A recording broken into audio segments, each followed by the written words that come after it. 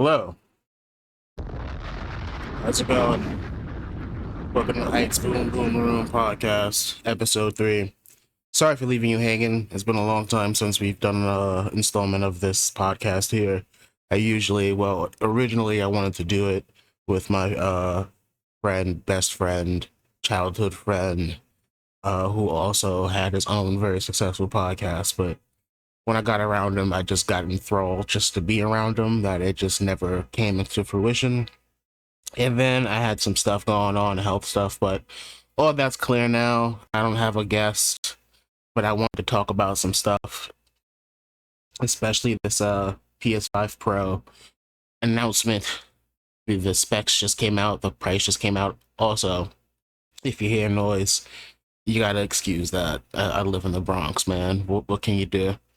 So yeah, what's the opposite of heavily anticipated? Whatever the opposite of heavily anticipated, the not really wanted, the unnecessarily, but we're still getting it, arrival of the PS5 Pro. It's ever since the idea has been tossed around, everybody's been kind of hum-ho about its existence, or even its potential arrival, because nobody really sees the need for it for a myriad of reasons. We'll touch on that later. But we finally got a look at pretty much what to expect here in terms of design. Got a little reveal here. There's obviously it's slimmer. I think there's a bit of a difference. The fans are on the top, on the outside. You can actually along the LED light on the front of it. You're watching on video right now. I'm playing the trailer, the 1-4 trailer that they put out for this. So yeah, as far as details, $699. Disk drive not included. That is an extra $70, maybe $80. I could have that mixed up here. So no disk drive. Really pushing that digital future. Of course, they pulled the same thing with the PS5, coming out with a disc version and a digital version. Kind of giving people a clue on where we're trying to head in the direction of, at least on Sony's half. This is coming out November 7th of this year, 2024. Marketed as the most powerful console PlayStation has ever made. I mean, you would hope so, unless you were going a Xbox Series S route, which, a few years into its life cycle, we're starting to question why that exists. So luckily that's not the case here. They say it is 45% faster than the PS5, PSSR, upscaling support, better ray tracing, better GPU. Older games would run better, Hogwarts Legacy, Spider-Man 2, GT7, and more, and it has 2 terabyte SSD. As far as the GPU, if I remember correctly, I could be wrong. Let's just go to PlayStation blog. PS5 Pro to check on how they really quantify this GPU, this improved GPU. With PS5 Pro, we are upgrading to a GPU that has 67% more compute units with the current PS5 console and 28% faster memory. Overall, this enables up to 45% faster rendering for gameplay, making the experience much smoother. I also saw somewhere this could be completely incorrect, that we will get a fidelity graphical experience with the performance mode 60 frames per second lock-in. I believe I saw that floating around somewhere on Twitter. Advanced ray tracing, we've added even more support. Ray tracing that provides more dynamic reflections and refraction of light. This allows the rays to be cast at double and at triple the speeds of the current PS5 console. AI-driven upscaling We're also introducing PS5 Spectral Super Resolution, an AI-driven upscale that uses a machine learning-based technology to provide super sharp image clarity by adding an extraordinary amount of detail. And you can imagine the response to this, just a smattering of applause on Twitter. Everybody pretty much had their memes ready, their outrage ready. I saw somebody even call this on X. I can't believe I just called it X. I should be flagged for calling that social media. Is it even a platform anymore? That 2000s, that 4chan forum that we call Twitter, that we used to call Twitter. I should not be calling it X. It should never come out of my mouth anyway. Oh, let me go back to the sorry about that. Yeah. So nobody's looking forward to this thing. Like I was saying, even when it became a thought in everybody's head, the PS5 has only been around for about 4 years, 5 years, something like that. The library is not as robust as, some others, namely the Nintendo Switch, which frankly, thematically speaking, this entire podcast is going to be like a PlayStation Nintendo differences and kind of thematical thing going on. The PS5 itself, it was a whole scarcity thing during 2020 that rubbed people the wrong way, and it was just way too expensive on the resale market, let alone the $499 markup with the disc tray. It was $100 less digital. It was just indicative, even though we didn't know it at the time, the difference between Western and Japanese industries. And Sony, even now, this falls in line with the failure of one of their hero titles. I'm sure you guys already know it's made history. I was going to say it's notorious, but it's actually infamy at this point. It's just, I don't get it, man. I don't know what's going on. This is truly, nobody's buying this shit. Who's gonna buy this? It's gonna be like in the tech space, people who buy foldable phones for no reason, just to say they have it, just because they have to be super cutting edge. But logically speaking, I feel like gamers, you have to, like, if you're a gamer, being a gamer nowadays is indicative of being a frugal consumer.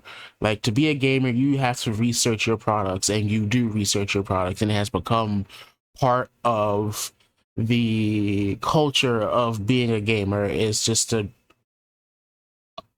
know as much information about the title you're interested in as possible. And some of it is because of sheer obsession and because of just all the information that comes out about games and titles on the internet, but also because you can't trust a product to be a finished product once it arrives and it is in your console and you're playing it. Far too many times throughout history have we paid $60, now $70 for a game, AAA game, and then we get it, and then it plays like shit, and you need an update that's either day one or 2 weeks from now from release date, and you who's trying to live like that? That's again, that's the culture Sony has pushed onto us. That's the culture Microsoft has pushed onto us. These Western companies make it this way. Trust me. Nintendo goes through it too, but not to the, it's like part of the culture almost. With Nintendo, it's, look at that. Right? So, like I was saying, a myriad of reasons. Those are just a few. Talking about the library, doesn't really. Sony was just saying a couple of days ago, maybe even a week ago, they don't have as many first party titles at its disposal, and that it's a real challenge for them. And it's like, Sony, do you know how many opportunities, how many chances? Like, I remember talking to my friend about this, how like each console had a mascot, and he was like, what was Sony's mascot for the PlayStation? I was like, it was Crash Bandicoot, bro. And then they fumbled Crash Bandicoot, and then it was Kratos for a second, and then it was Nathan Drake, and now it's probably about to be Astro Bot. An Astrobot is taking off because it's actually a break from the typical Sony approach of like expense, graphics, developmental hell for 7 to 10 years, and then the game drops. It was a smaller scale game. It's not indie. It feels like a double A title, like the titles we used to get in the 90s and the 2000s. And I mean that in the sense of you're not waiting a billion years for the game to release because it has to look photorealistic. This is like a kiddie game. It has an art direction. I'm telling you, an art direction can take you a long way, man. I don't need to see the great outdoors in a square box on my flat screen, in a square aspect ratio on my flat screen. I just go outside if I want to see photorealistic people. Like, I saw this also on Twitter. Thank God, I thought I said X for a second. I almost punched myself in the face off a reflex. But I saw on Twitter, I think, I'm just doom scrolling. I put a screen limit on my shit, and I'm still going over it. It's sad. So I'm not sure which app I saw it on. But they were like, damn, everybody's chasing photorealism and just realism in general, and people forgot that people just want to game and have fun. And I resonated with that so much because, yeah, gaming is turned into a chore, man. Even in terms of like not just making them, but like playing them and completing them.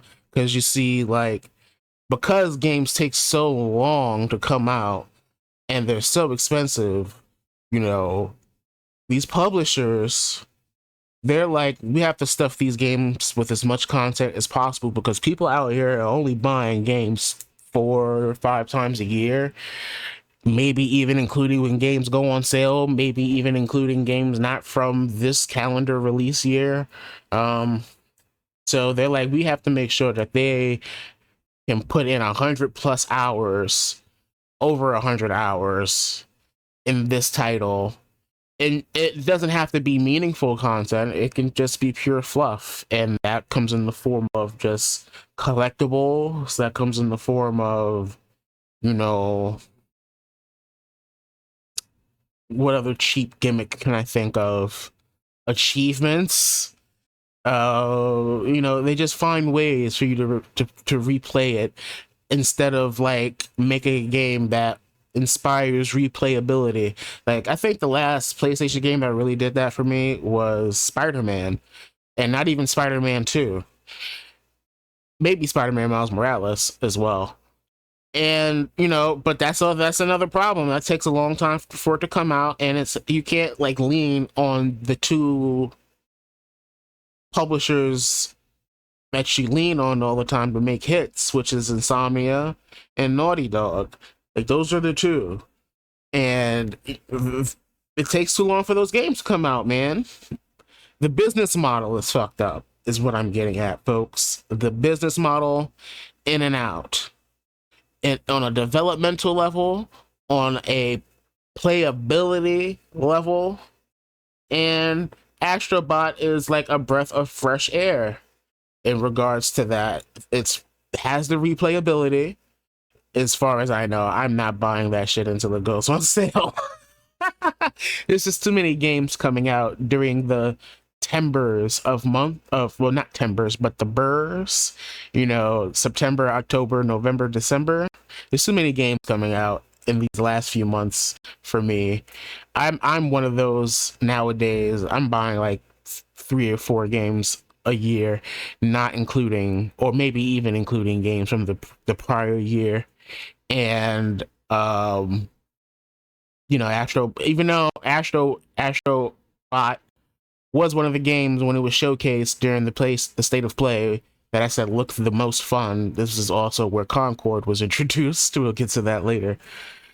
I gotta buy Dead Rising remaster. I gotta see if this new Black Ops is worth buying, if they can put a handle on the pathetic, horrific bot aim assist cheaters out there. Like, how are you doing that in a beta, bro?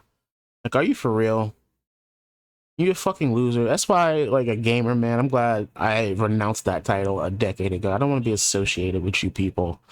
And, like, you can see the political decline in the West just looking at, like, how we handle politics. But I gotta tell you, the shit started in gaming first, and then it trickled, I don't know, down, I guess. It trickled down from, like, the most menial of things.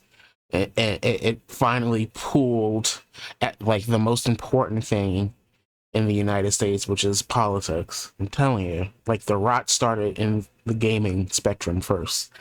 Anyway, what was I talking about? I don't. This shit is reminding me of Bill Burr just in a room ranting, and I'm kind of digging it. Anyway, what were we talking about? Oh yeah, we were talking about Astrobot. So I haven't played it, but I heard it's really great. I heard it's Game of the Year contender, and I heard it's very fun. It has that art direction I was talking about. It's a platformer, and it's charming, and it celebrates PlayStation as it enters, I think, year 30. I believe is it year 25, year 30.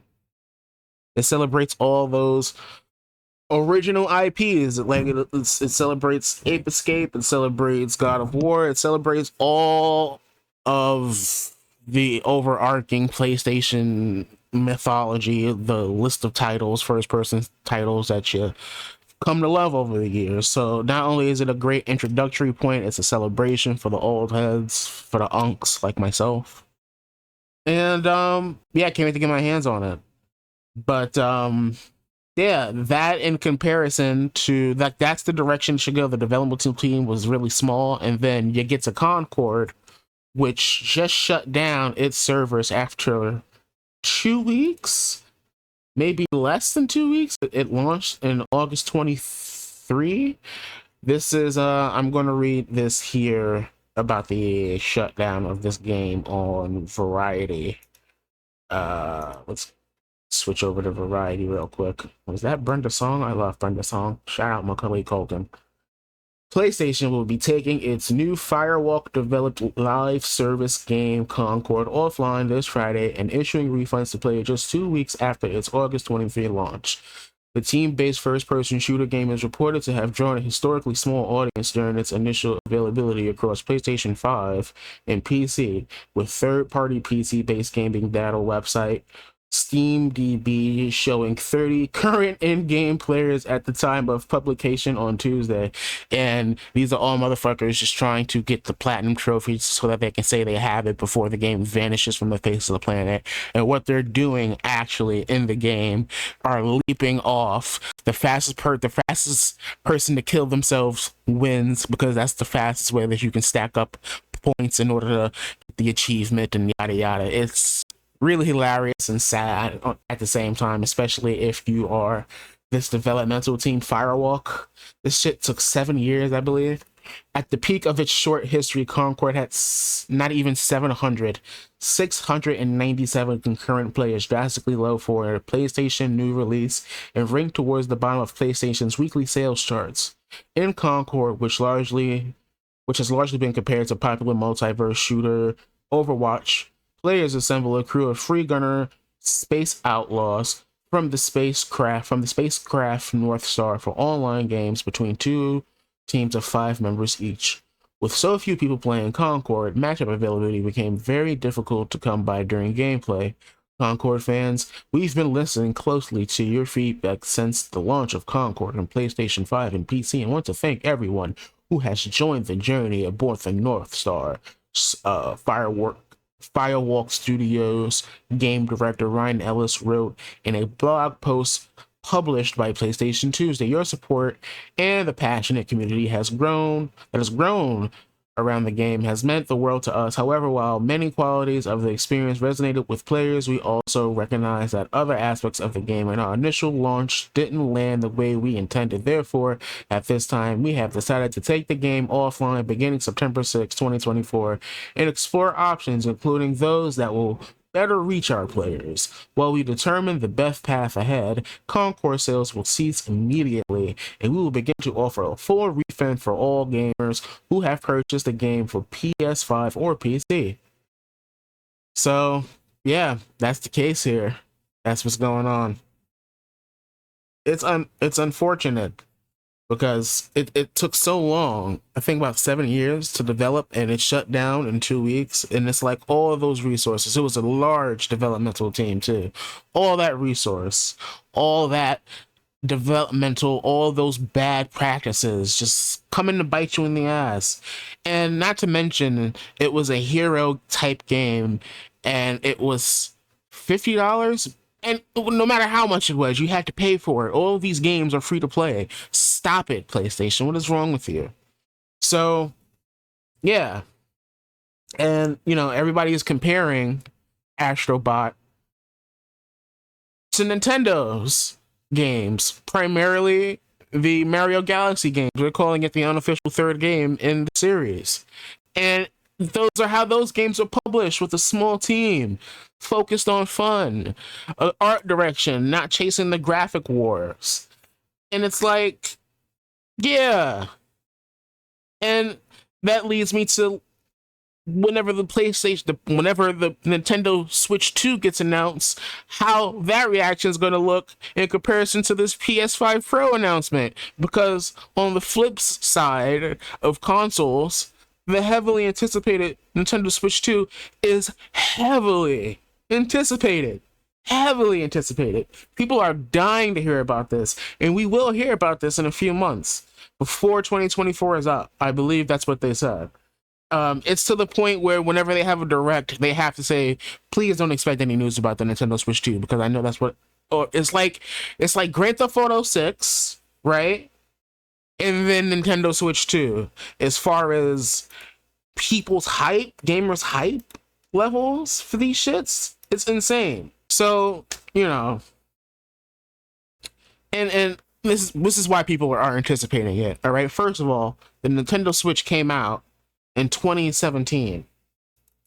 It was $300, right? And then the Lite came out in 2019 for $200, and then the OLED came out in 2021 for $350, and it's a reasonable life cycle. The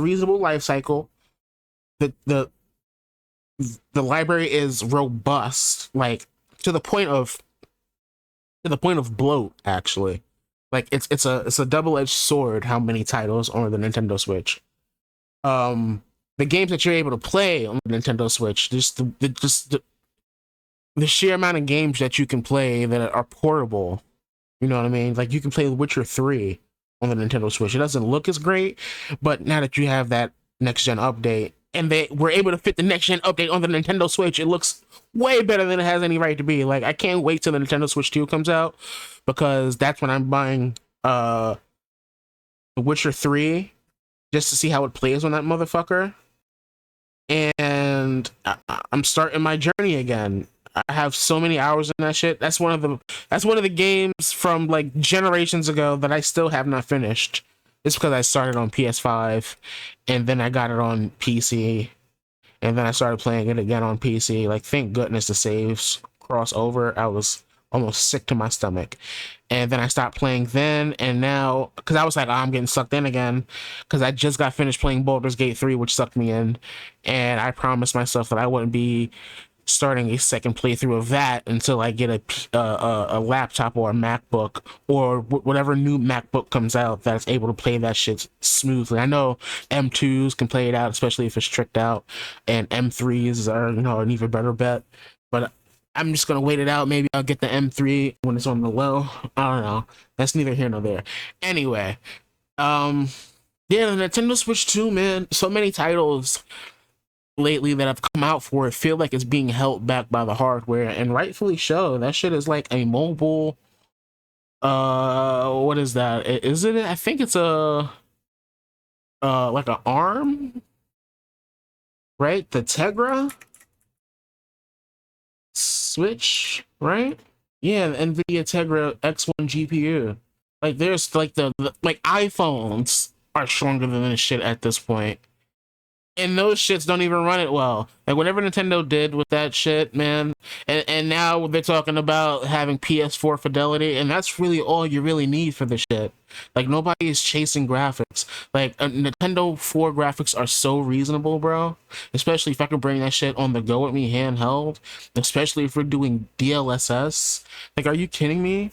All that shit sounds amazing. Like, nobody is chasing these graphical hardware updates unless you are a PC guy.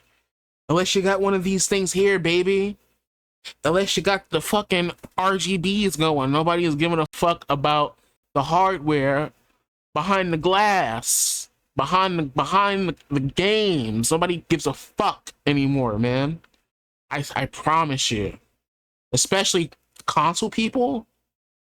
They just want to play. They just want games, man. They just want availability. And I think that's the other reason why the Switch 2 hasn't come out yet. Because when it arrives, they want to make sure they have enough units. Like, the same thing that happened to the PS5 upon release was going on with the Nintendo Switch, and it had already been here for 3 years at that point. Just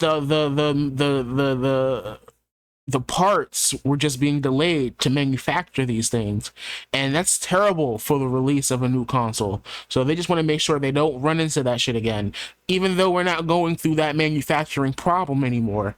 And I commend that shit. Like, they're not blowing their load on this. The Switch is 7 years old now, I think. It's the only console you ever need. If you have a PC, it's the only console you need. Sure, you gotta wait a long time to play first party PlayStation games. Sure, like Ragnarok is just now coming out this year, and I haven't played it. I don't miss it. I haven't got spoiled anything on Ragnarok. Fuck it.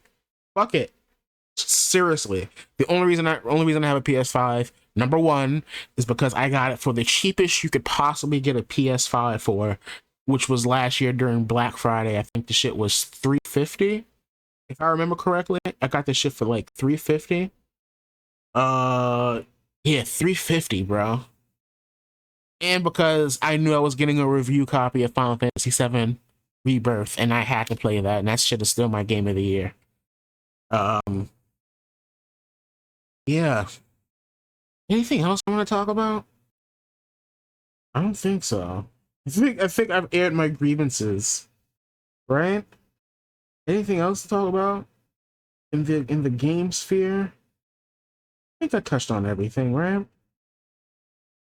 Astrobot, Concord, PS5, Nintendo Switch. Yeah, so that's the theme. Everybody needs to be taking a page out of Nintendo's book right now.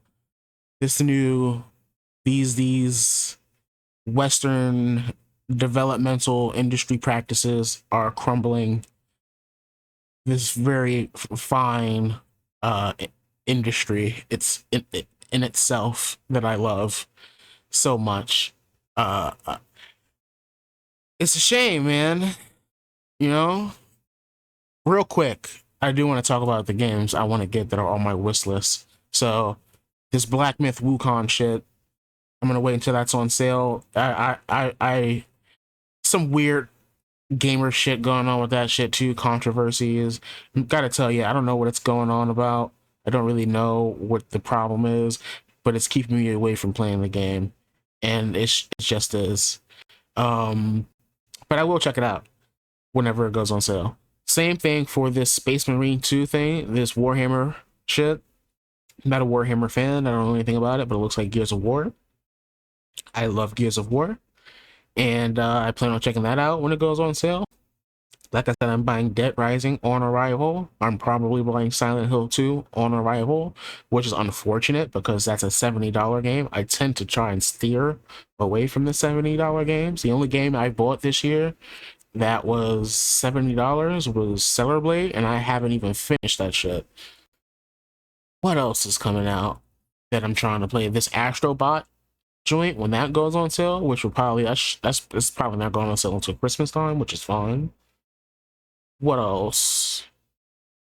Black Ops, this new Black Ops. But like I was saying earlier, I just got to see what the reviewers say about that. I know the beta is looking all right. It's kind of mixed. I saw some people saying it's like one of the best ones since Modern Warfare 2, and I'm seeing other people saying that this cheating shit is turning them off. So we'll see where we land on that. Is there another game that I'm thinking of? Let me see real quick. Steam. That might be it. Wish list. I think that's it.